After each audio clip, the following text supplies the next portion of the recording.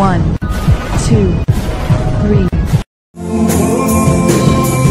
Ajarku memahami semua yang kau ingini, agar hidupku puaskan harimu.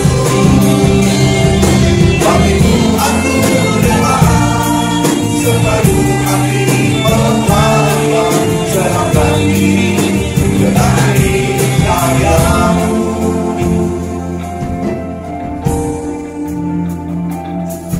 Sering ku tak mengerti jalan-jalanmu Tuhan, bagai di belantara yang gelap. Tanpa seribu tanya, namun tetap percaya, jejakmu Tuhan sungguh sempurna. Ajarku memahami semua yang kau ingini, agar hidupku puaskan hatiku. Bagimu aku rela sepenuh hati menghamba, serahkan diri genapi karyamu. Serahkan diri genapi karyamu.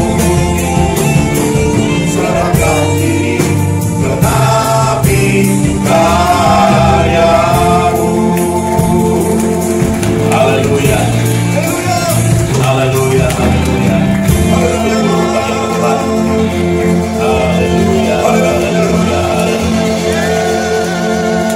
Bapa di surga, kami sungguh bersyukur pada pagi hari ini Tuhan telah kumpulkan kami di tempat ini untuk sama-sama mempersembahkan bakti kepadamu Tuhan. Haleluya. Terimalah bakti kami Tuhan, terimalah kebaktian kami, terimalah penyembahan pujian kami saat ini Tuhan, menjadi dupa yang berbau harum di hadapanmu Bapa di sorga yang menyukakan hatimu. Dan kini tiba waktunya bagi kami menerima dari Tuhan. Jikalau kami dari tadi sudah memberi kepada Tuhan, waktunya kami menerima dari Tuhan berupa firman Tuhan, berupa pekerjaan Tuhan, karya Tuhan, mujizat Tuhan di tengah-tengah kehidupan kami. Urapi dan lawat setiap kami ya Bapa tanpa kecuali, sehingga kami akan pulang dari tempat ini ada sesuatu yang dipulihkan, ditumbuhkan, ada sesuatu yang mengalami terobosan, kelepasan, kesembuhan, kemenangan dalam kehidupan kami Bapa yang baik.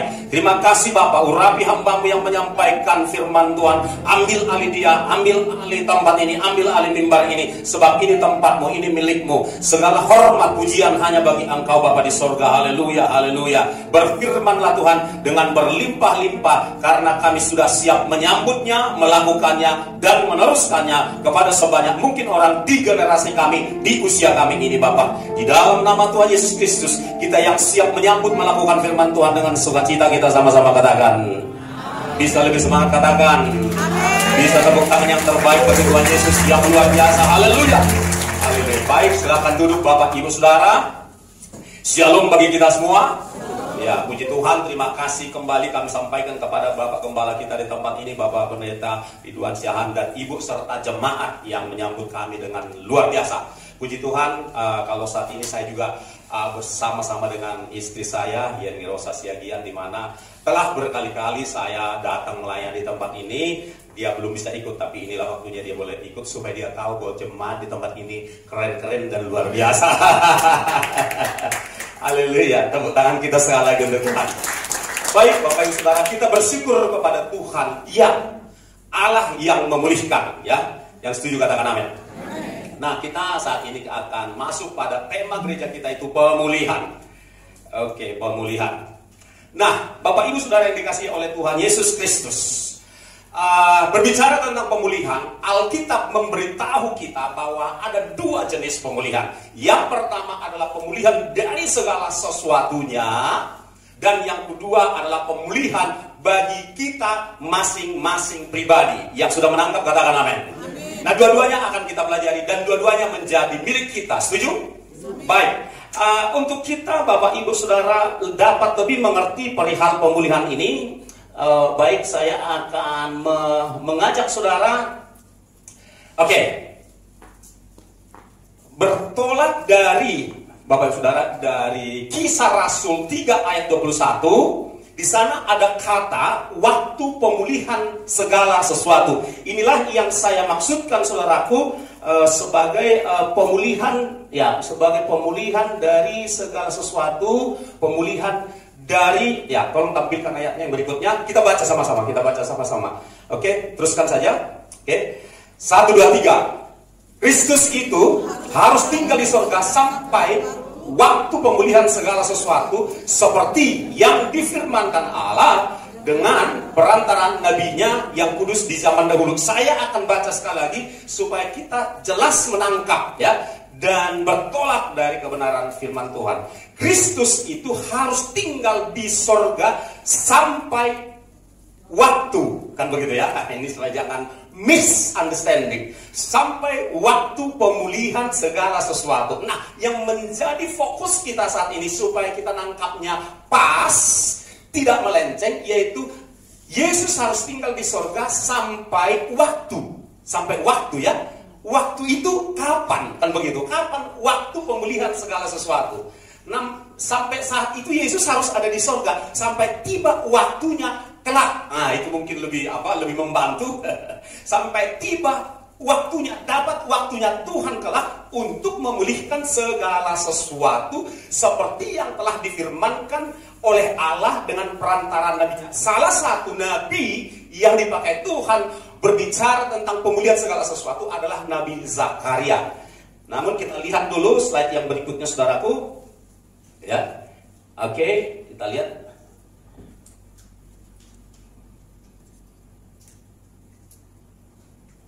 Oke.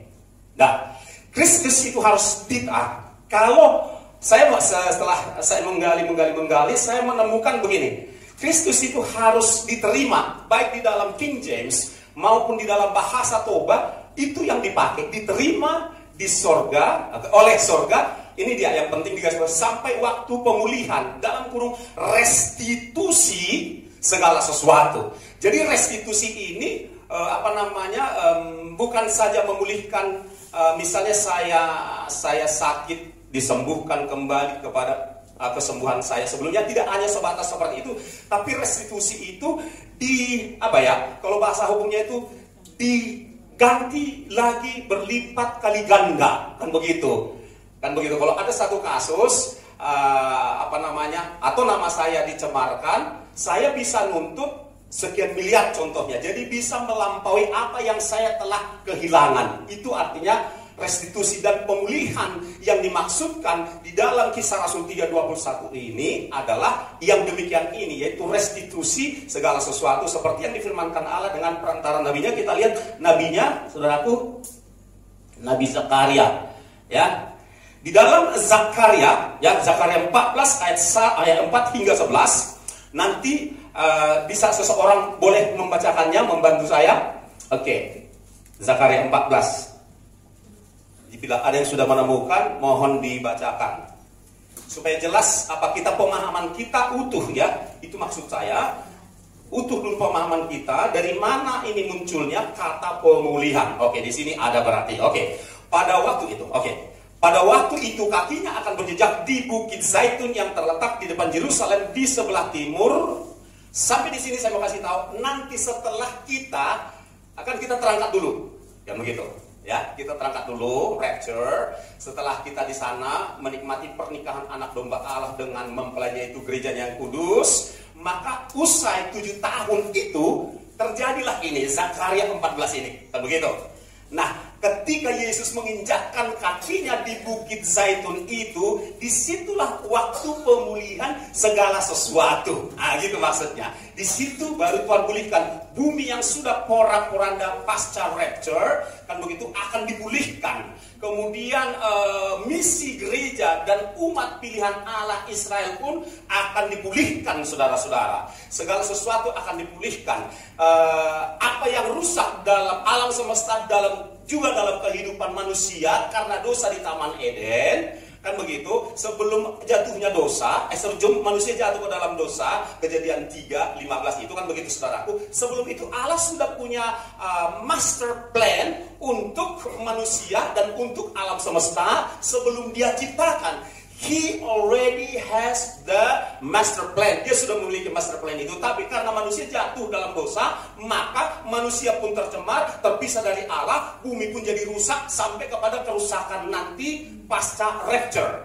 Ya, jadi itu bumi ini akan terus mengalami kerusakan. Apalagi perang yang tidak mungkin tidak terjadi, saudara-saudaraku, seperti apa yang telah dinubuatkan di dalam Yehezkiel 38. Kan begitu ya. Ini perlu pengetahuan Alkitab dulu kita bangun dulu pengertian kita. Yehezkiel 38 itu akan digenapi. Entah itu melalui perang Ukraina Rusia sekarang, mungkin saja itu karena ada kaitan-kaitannya kepada soal unsur keyahudian daripada presiden Ukraina dan seterusnya, mungkin saja itu. Tapi kalaupun enggak itu pasti digenapi Yehezkiel 38. Dan kalau peperangan itu terjadi, apalagi orang nyebutnya perang dunia ketiga itu, maka segala sesuatu itu akan damage, hancur di mana-mana. Nah, jadi nanti di situ akan terjadi puncak daripada kehancuran itu. Tapi kita sedang ada di surga bersama dengan Tuhan Yesus. Nah, setelah usai 7 tahun masa kesesakan besar itu, seperti apa yang telah dituliskan di dalam kitab Daniel, Bapak Ibu Saudara, maka Yesus bersama dengan malaikatnya dan saudara beserta dengan orang-orang Kristen yang taat, setia, kudus sampaikan hidupnya akan juga turun ke bumi ini. Lalu disitulah Yesus, itulah waktunya pemulihan dari segala sesuatu. Nggak apa-apa, nggak masalah, kita nikmati aja, ya kan?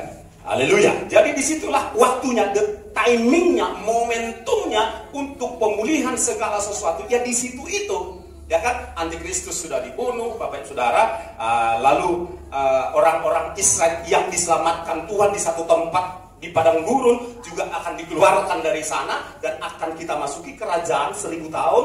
Kita akan memerintah, saudara-saudara, akan memerintah orang-orang Israel dan orang-orang Kristen tertinggal yang bisa mempertahankan nyawanya, plus bangsa-bangsa lain yang percaya ketika pasca rapture, maka Tuhan Yesus pulihkanlah segala sesuatu itu. Maka di kerajaan 1000 tahun itulah kita akan melihat master plan yang dari semula akan digenapi di kerajaan 1000 tahun itu. Dan disitulah pemulihan segala sesuatu. Di antaranya pemulihannya itu orang-orang yang percaya, orang-orang yang setia menjaga kekudusannya, setia kepada Tuhan Yesus. Seperti kita ini Bapak, nanti kita akan memiliki tubuh yang disempurnakan. Maaf, sudah tidak punya gender lagi. Jadi kita ini udah sempurna nanti di kerajaan 1000 tahun. Dan setelah itu masuk kepada bumi baru, Yerusalem baru, langit yang baru.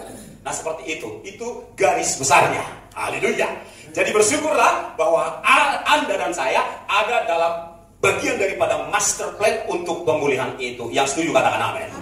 Yang setuju bertepuk tangan untuk Tuhan.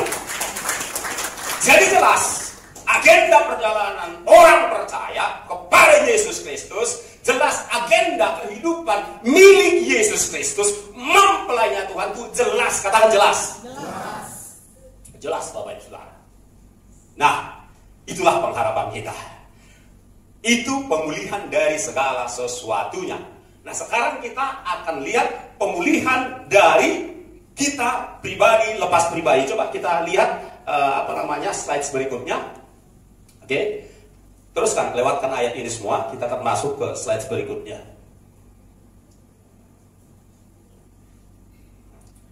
Oke. Apa yang harus dipulihkan? Kan begitu, saudara-saudara. Apa yang harus dipulihkan saat ini? Yang pertama itu adalah pengajaran firman Tuhan dan pengenalan kita akan Yesus Kristus, ya. Yang pertama dulu, pengajaran firman Tuhan dan pengenalan kita akan Yesus Kristus.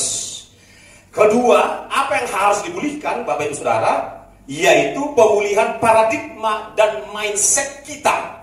Katakan pemulihan paradigma dan mindset kita.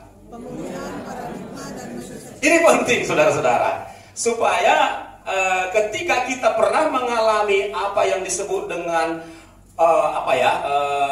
kekaburan, katakanlah begitu, atau kekurang jelasan pemahaman kita akan ikut Yesus Kristus itu mempengaruhi paradigma kita, ya, mempengaruhi mindset kita. Ketika mindset kita nggak pas, saudara-saudara, ketika paradigma kita nggak pas, maka tindakan kita juga nggak pas, saudara-saudara, alias meleset atau melenceng. Nah, kita akan lihat pertama di dalam Lukas 15 dulu ya. Lukas 15, kita akan lihat sama-sama. Mulai dari ayat yang ke-11. Apa yang bisa kita lihat di sana, saudaraku? Apa yang dapat kita pelajari? Oke? Ini berbicara tentang anak yang hilang. Saya kira karena kita sudah tahu semua kisahnya, ya.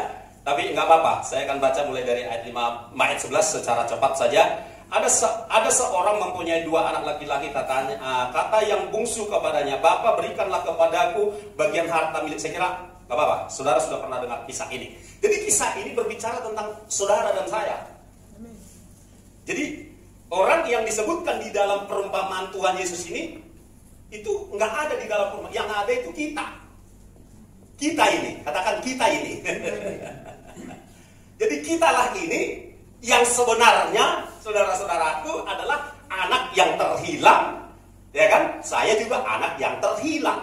Saya nanti ceritakan bagaimana saya terhilang, kan begitu.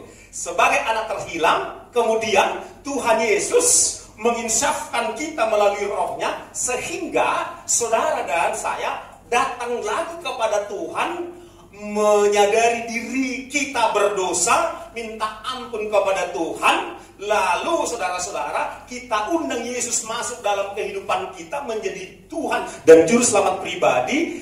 Lalu kita diperbaharui terus menerus. Itu yang disebut dengan lahir baru, ciptaan baru. Bapak Ibu Saudara, kita mengalami lahir baru. Itulah kita, itulah yang dimaksudkan di dalam perumpamaan ini. Sehingga kemudian dipulihkanlah keadaan kita. Kan sebelumnya kita ini sesungguhnya sudah ditetapkan oleh Allah menjadi anaknya. Yang mengerti, katakan amin. Tapi kitanya karena nggak tahu nih, nggak sadar nih, kita sempat melakukan dosa, macam-macam dosa. Dosa kesombongan, kan begitu ya. Dosa sinkritisme, ya kan? Sinkritisme apa itu? Ya kita percaya Yesus ya setengah, kita percaya juga ajaran turun temurun dari manusia, kita percaya juga dukun. Itu dosa, saudara-saudara. Kita melakukan penyembahan berhala, kita juga melakukan dosa-dosa yang lain, menipu, ya kan? Berbohong, membunuh, ya kan? Membenci saudaramu itu membunuh. Kita juga pernah jadi pembunuh. Setiap kita di sini pernah jadi pembunuh, kan gitu, saudara-saudara, menurut standar Yesus.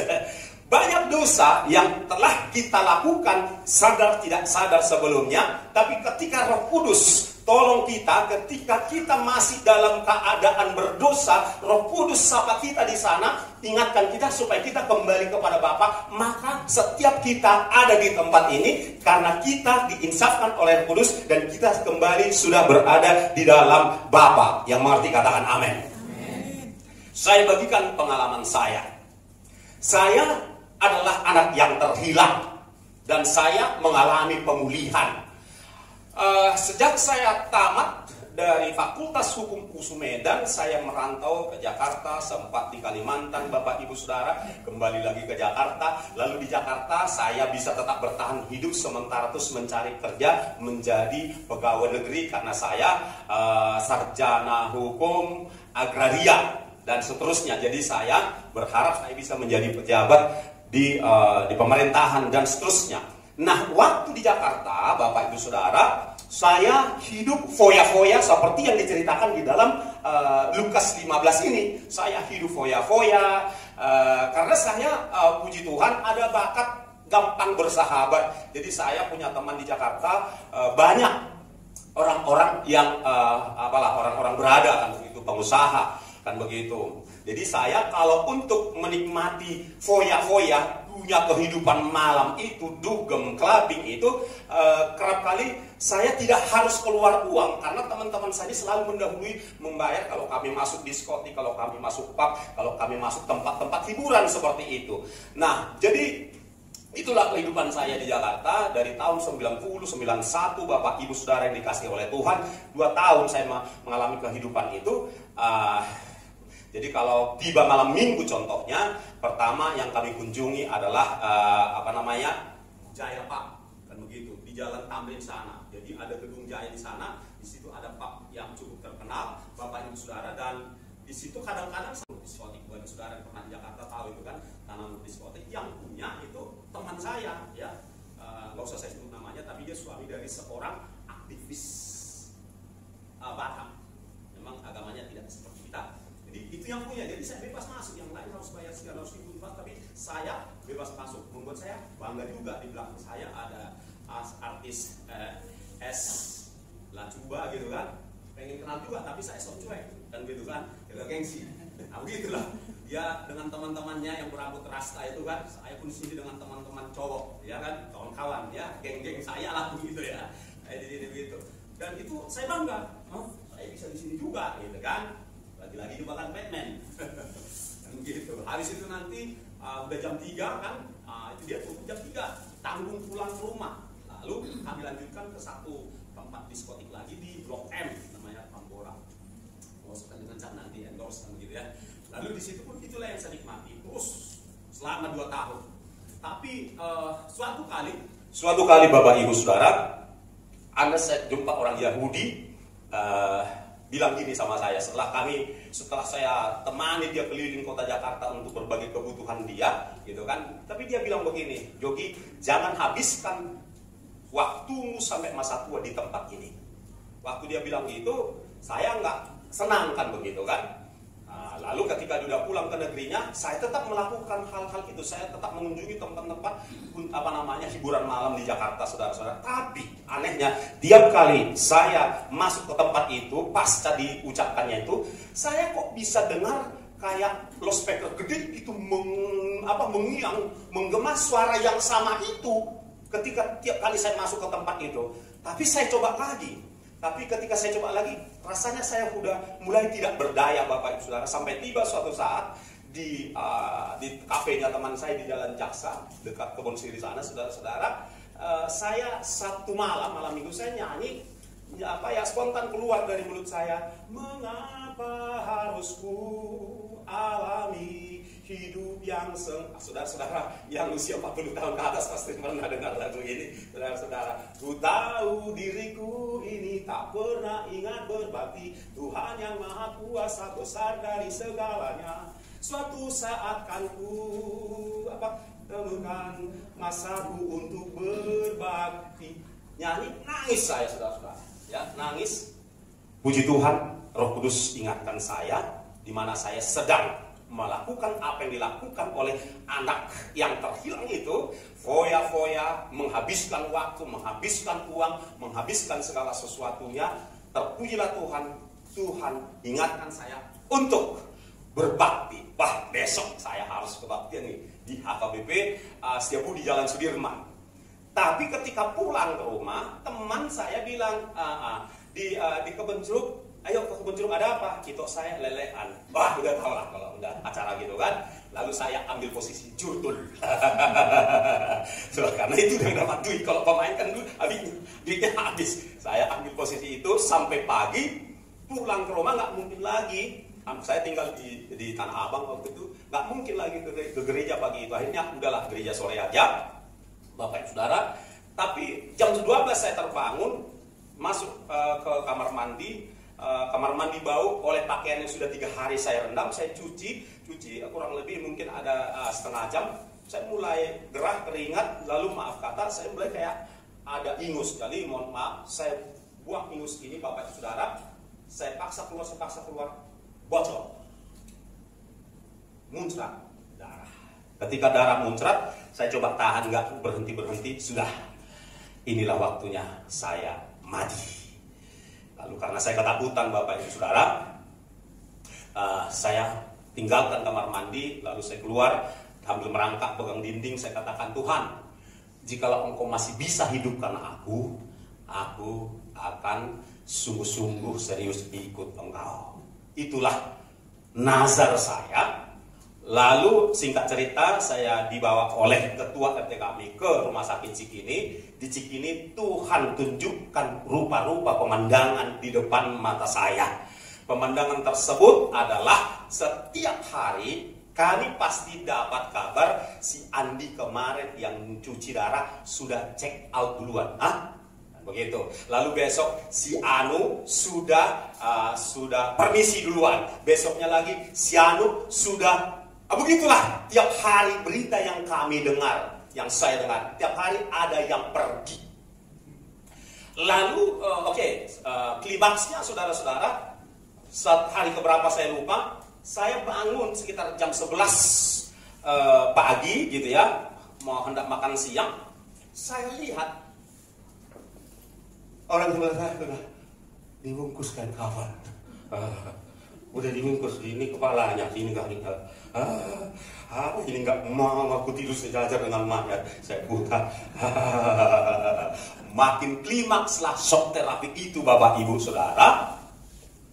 Lalu saya pun mulai turut apa kata perawat, karena beberapa hari sebelumnya perawat bilang, abang kuat minum ya. Kenapa sih? Makin marah lagi kan? Ya di darah abang itu alkoholnya kental, tinggi. Lalu hari berikutnya suster yang lain bilang, abang kuat merokok ya.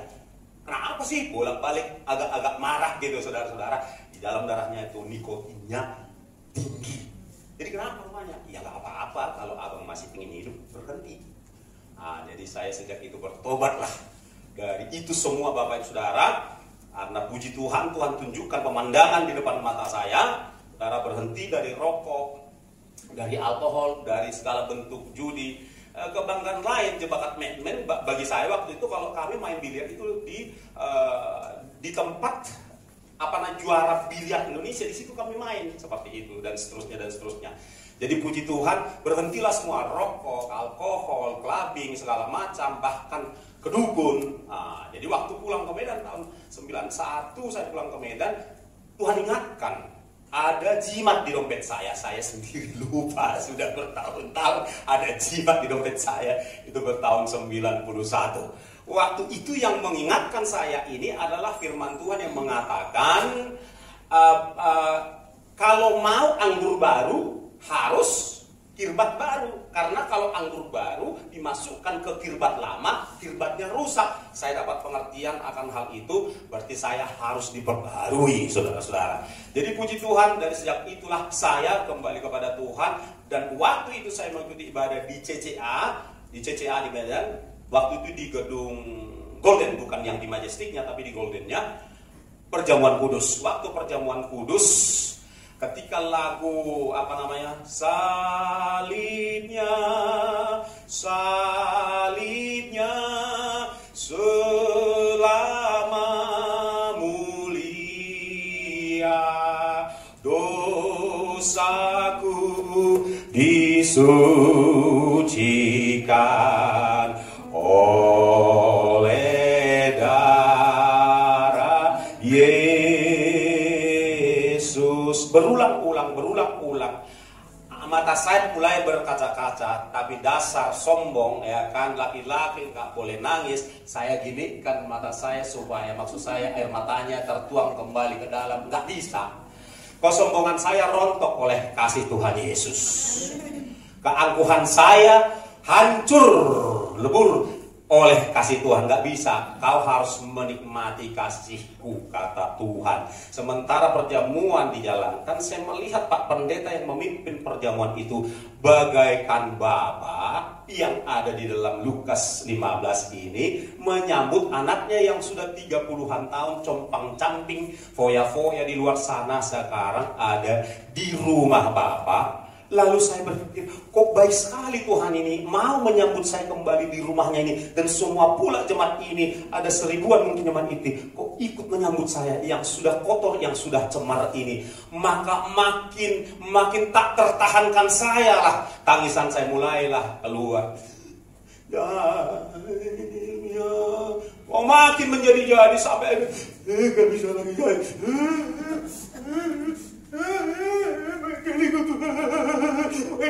Tuhan.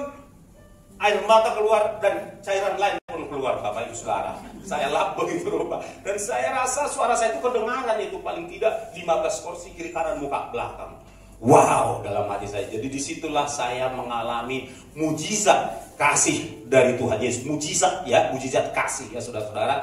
Itulah mengalami, dan saya sudah mengalami Pemulihan seperti apa yang terdapat di dalam perumpamaan Lukas 15 ini, saudara-saudara. Lalu sejak itu kesehatan saya dipulihkan, pikiran saya dipulihkan, segala sesuatunya dipulihkan. Singkat cerita, kemudian Tuhan bawa saya ke Ambon, dan di sanalah Tuhan tangkap saya menjadi hambanya. Dan itu saya terima. Awalnya memang tawar-menawar, ya Bapak, tapi saya terimalah panggilan menjadi pesuruh Tuhan. Bapak Saudara, sejak tahun 92 di Ambon sampai per hari ini Tuhan pakai, dan saya merasa hidup saya sudah bebas, Bapak Saudara. Saya sudah dibebaskan, saya sudah dipulihkan. Dan pengalaman lain, saudara-saudara, ketika saya tawar-menawar dengan Tuhan, saya sudah menjadi hamba Tuhan, menjadi seorang misionaris lewat Youth with the Mission. Sudah di Bali nih ceritanya. Di Bali saya mulai memberontak kepada Tuhan. Karena apa? Karena saya ingin kawin, menikah, karena saya sudah ketemu wanita yang pas, yang dari Tuhan gitu, saudara. Tapi kok Tuhan gak izinkan saya membangun sebuah pekerjaan menjadi pengacara di Bali. Saya pun protes sama Tuhan. Tuhan sudah pertemukan orangnya yang pas, kenapa Tuhan gak izinkan saya? Kan begitu.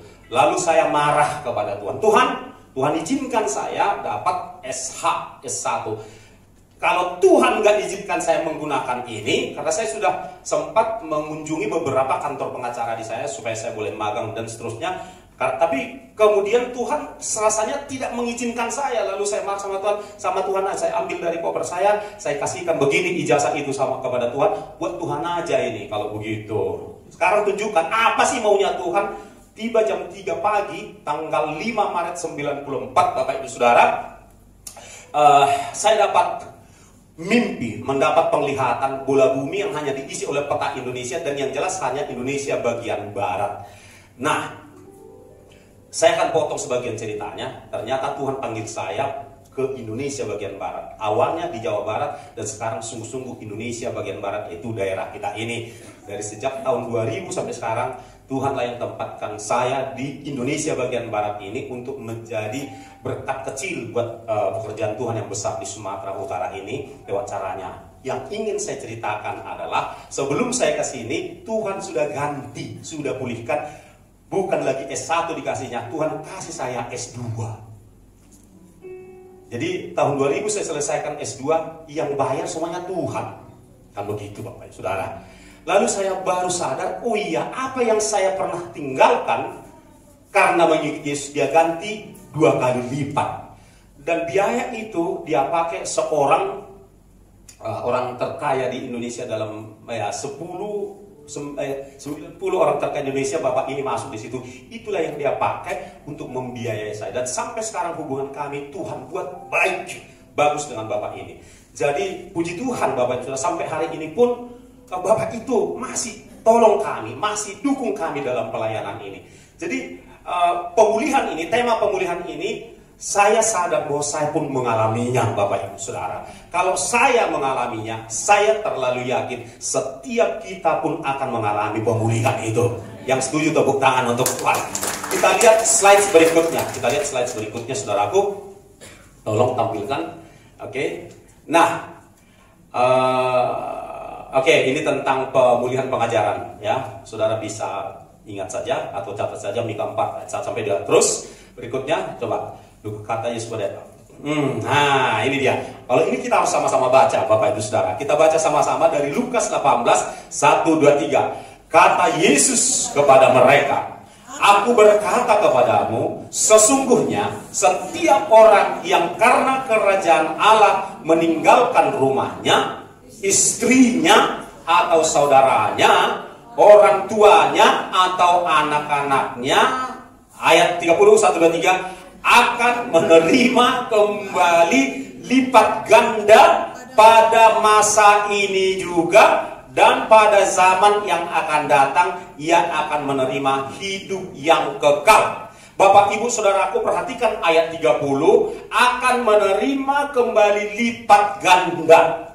Mungkin Bapak Ibu Saudara telah kehilangan bisnis karena ketaatan kepada Yesus Kristus. Andai kata Bapak Ibu Saudara sampai saat ini kehilangan bisnismu, pekerjaanmu karena ikut Yesus, Hari ini kabar baik buat engkau bahwa engkau akan menerima lipat ganda sekarang, bukan hanya nanti. Yang mengerti katakan amin. Lagu setia janjimu Tuhan ku simpan. Boleh? Bantu. Siapa yang bisa bantu liriknya? Kita angkat itu pujian. Ada yang ingat? Oke. Ayo, gak apa-apa. Janjimu Tuhan hatiku, amin. Lewati setiap masalah dalam hidupku.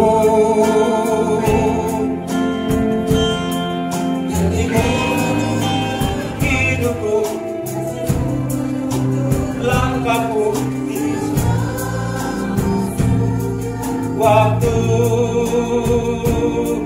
menolongmu yang aku percaya. Sekali lagi setiap janjimu,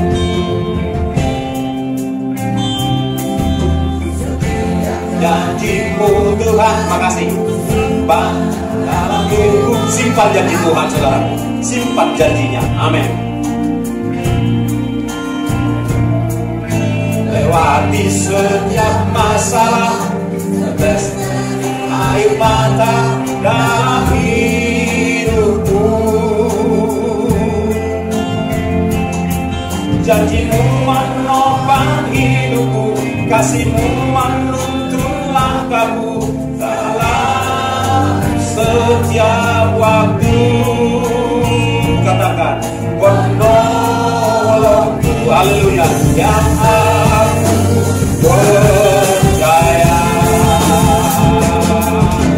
Terima kasih buat kasih setiamu, amin. Katakan amin.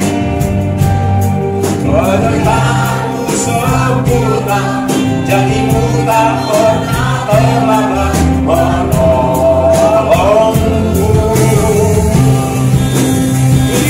Terima kasih, ku berterima kasih buat kasih setiamu di dalam hidupku. Terima kasih. Ucapkan terima kasih. Haleluya. Amin. Haleluya. Ku sempurna dan tak pernah terlambat menolongku. Terima kasih, ku berterima. Haleluya.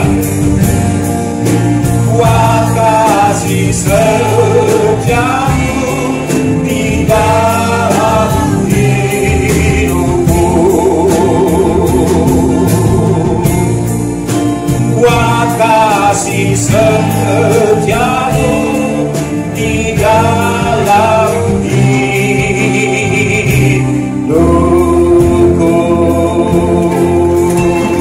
Beri tepuk tangan, beri tepuk tangan sukacita, beri tepuk tangan kemenangan.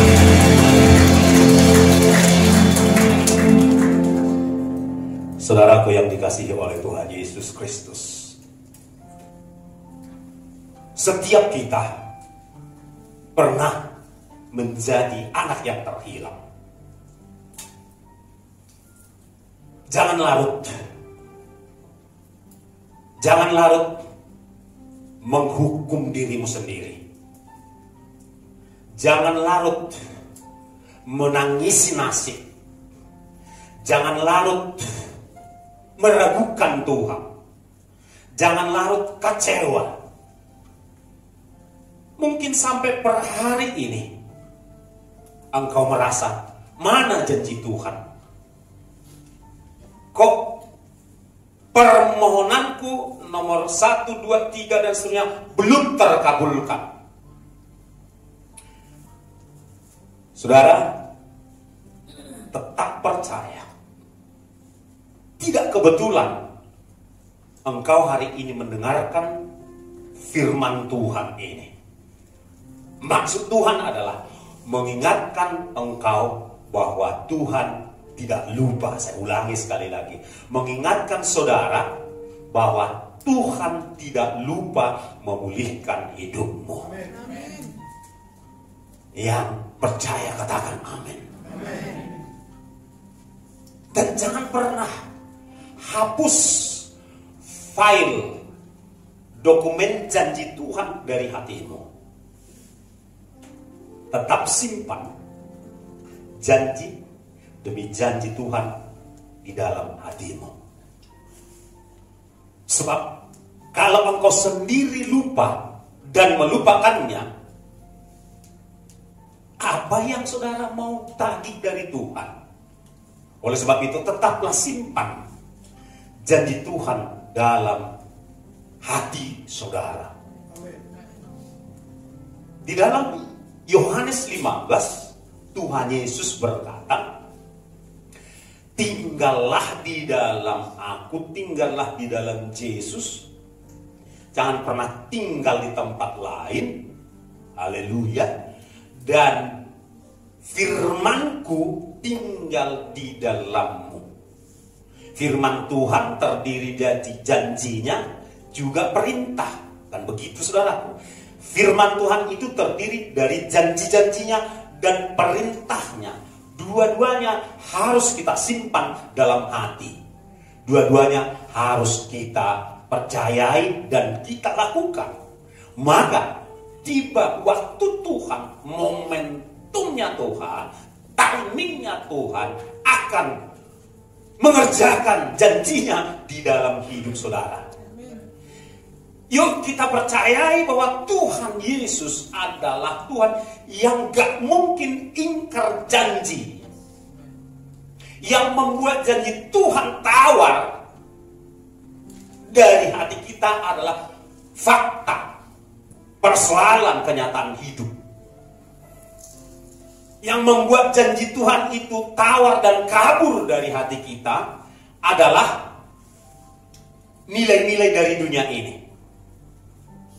Pencapaian kita akan segala sesuatu di dunia ini.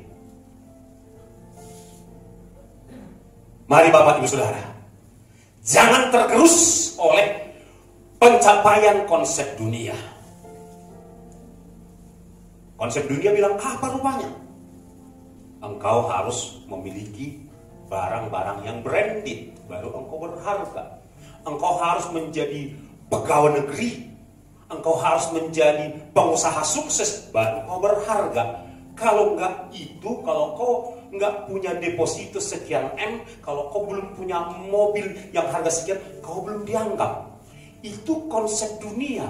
Barangnya tidak salah, konsep orang yang salah terhadap barang itu. Sama seperti filosofi orang Batak, hagabion, hamoraon, hasangapun, enggak salah. Kan begitu saudara-saudara. Tetapi cara orang memperlakukan itulah yang salah. Ketika itu yang menjadi ukuran, itu yang salah. Bukan itu ukuran. Ketika engkau belum punya keturunan, engkau lupa bahwa sebelum Adam dan Hawa dikasih keturunan, dia sudah terberkati. Saudara perhatikan urutannya. Maka diberkatilah Adam dan Hawa. Baru peristiwa berikutnya dapat keturunan. Jadi ketika saudara artinya begini, saudara sudah terberkati. Itu sebabnya sampai hari ini pun kami nggak pernah tidak mau tergerus meski kami belum punya keturunan. Karena saya pegang janji Tuhan bahwa meskipun belum, kami sudah diberkati. Jadi saya dan istri saya adalah diberkati. Jadi saya tidak akan kehilangan sukacita. Saya tidak minder. Saya akan tetap pede, percaya Dia dalam segala sesuatu, saudara-saudara. Jadi oleh sebab itu saudara, percayalah kepada janji-janji Tuhan. Tetap pegang janji-janji. Tetap tekun beribadah. Haleluya. Makin sungguh-sungguh saya ikut Tuhan, makin gereja karismatik saya, makin banyaknya tantangan. Kayaknya lebih bagus kehidupan yang lama. Enggak, saudara udah ada di tempat yang pas. Saudara sudah berada di tempat yang tepat. Yang penting tetap tinggal di dalam Yesus dan firman-Nya tinggal di dalam kita. Siapa yang gak punya masalah? Semua punya masalah. Siapa yang gak pernah berhadapan dengan ATM yang tinggal limpul? Puji Tuhan, berarti ada kawan ketawa punya pengalaman. Ya, saya bukan curhat ya, maksudnya tidak ada maksud apa-apa di balik ini. Kami cuma mau ceritakan cara kerja Tuhan. Tapi gini, kalau soal itu kenapa kami bisa mengalami? Saya mungkin saudara nggak pernah mengalami kan gitu ya, cuma kami aja kan gitu ya. Kenapa? Saya sadari mungkin kami salah mengelola. Bisa juga, sehingga bisa sampai nyentuh sampai garis paling bawah. Salah mengelola bisa, atau kurang taat kewajiban. Nggak mungkin Tuhan itu nggak pelihara, karena sebelum-sebelumnya berlimpah kok, katakanlah berkecukupan kok. Tapi kok kenapa sampai bisa mengalami seperti itu? Ya mungkin kami yang harus koreksi diri, bukan Tuhan yang harus saya koreksi. Saudara. Tapi nggak pernah terlambat pertolongannya, saudara-saudara. Serius. Minggu, Jumat, Minggu, Sabtu, Kamis. Kami mengalami mujizat keuangan. Luar biasa Tuhan itu. Nggak nyangka gitu kan? Lihat. Saya cek, ada berkat. Saya betul kau kan ya? Betul bilang. Nggak terlambat. Padahal andai kata, ya memang mau tak mau kami harus cari cara lain kan begitu supaya agak begitu. Tapi itulah Tuhan. Kami harus terus terang, nggak malu kami menyaksikan hebatnya pertolongan Tuhan itu. Dia nggak pernah terlambat kok. Ya, jadi apa? Apa saat ini yang dalam hatimu membuat engkau kayak ngambek, kayak Mardandi, you know Mardandi sama Tuhan. Apa yang Mardandi? Ngambek ya, apa bahasa? Merajuk. Iya, bisa saja saudara sedang merajuk sama Tuhan. Gak usah takut, gak usah ragu. Dia tetap Allah yang gak pernah berubah. Kita yang berubah-ubah, situasi yang berubah-ubah, fakta yang berubah-ubah. Dia dan firman-Nya gak pernah berubah. Tetap kok dia seperti itu setia, tetap kok dia peduli kepada saudara dan saya. Jadi apapun yang kau kehilangan mungkin selama 2 tahun terakhir ini, ya firman Tuhan ini mengingatkan setiap kita bahwa ini waktumu untuk dipulihkan. Bahkan bukan sekedar dipulihkan, akan mengalami restitusi. Amin. Saudara percaya itu? Haleluya. Tepuk tangan untuk Tuhan. Kita bangkit berdiri. Haleluya. Kita angkat pujian ini sekali lagi. Saudara fokus kepada Tuhan. Karena waktu, saya saja nanti akan berdoa dari tempat ini buat saudara, dan saudara pun ikut berdoa di tempatmu untuk kembali meraih janji-janji Tuhan. Amin. Kalau saudara mempunyai fakta, kenyataan yang kurang cocok bagi saudara, yang buat saudara nggak cocok seperti itu, percayalah, di balik pengalamanmu yang nggak enak saat ini, ada rencana Tuhan yang lebih baik. Amin. Kita angkat pujian ini sekali lagi. Haleluya Yesus. Setiap janji-Mu Tuhan, ku simpan dalam lubuk hatiku. Lewati setiap masalah, tetesan air mata dalam hidupku. Janji-Mu menopang hidupku, kasih-Mu menuntun langkahku, Tuhan, setiap waktu. Penolongku yang aku percaya. Ucapkan terima kasih kepada Tuhan. Terima kasih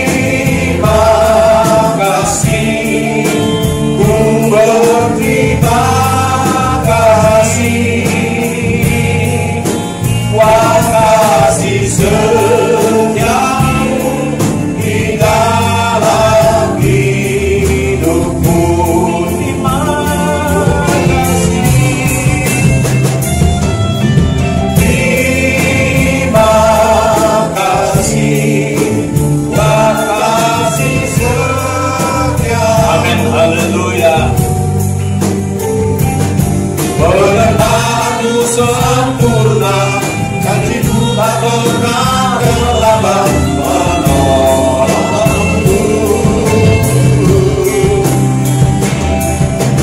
Terima kasih, ku berterima kasih, Wah kasih setiamu di dalam hidupku. Wah kasih setiamu di dalam hidupku.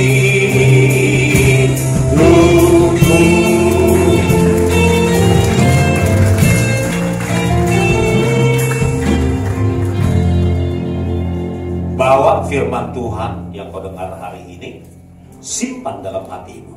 Maka firman Tuhan itu akan digenapi dalam hidupmu. Asal engkau tetap tinggal di dalam Yesus dan firman-Nya, yaitu janji dan perintahnya, tinggal dalam hidupmu. Tuhan, hamba berdoa untuk setiap anak-anak Tuhan yang hadir di ibadah ini pagi ini. Tuhan tolong, Tuhan kuatkan, Tuhan terus memberikan semangat yang baru, pengharapan yang tidak goyah, berikan kepada setiap anak-anak-Mu ini Tuhan. Dan hamba berdoa, genapilah janji demi janji-Mu dalam hidup setiap anak-anak-Mu ini Bapa, agar nama-Mu semakin dipermuliakan dan kami semakin jatuh cinta kepada Bapa di sorga, semakin jatuh cinta kepada Tuhan Yesus, dan kami menjadi pribadi-pribadi yang taat setia sampai akhir apapun tantangannya. Sekali lagi, kabulkan doa permohonan, berikan pertolongan yang dibutuhkan oleh anak-Mu ini Bapa, tepat pada waktu Tuhan. Demi nama Bapa, Putra, Roh Kudus, demi nama Tuhan Yesus, kami berdoa kepada Bapa di surga. Yang setuju dan yang percaya firman Tuhan, sama-sama kita katakan amin. Tuhan Yesus berkati, silakan duduk. Mimbar kami serahkan kepada hamba-Nya.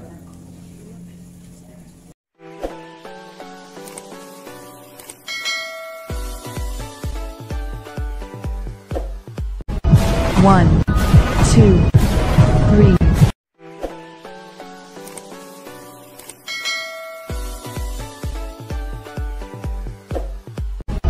One, two.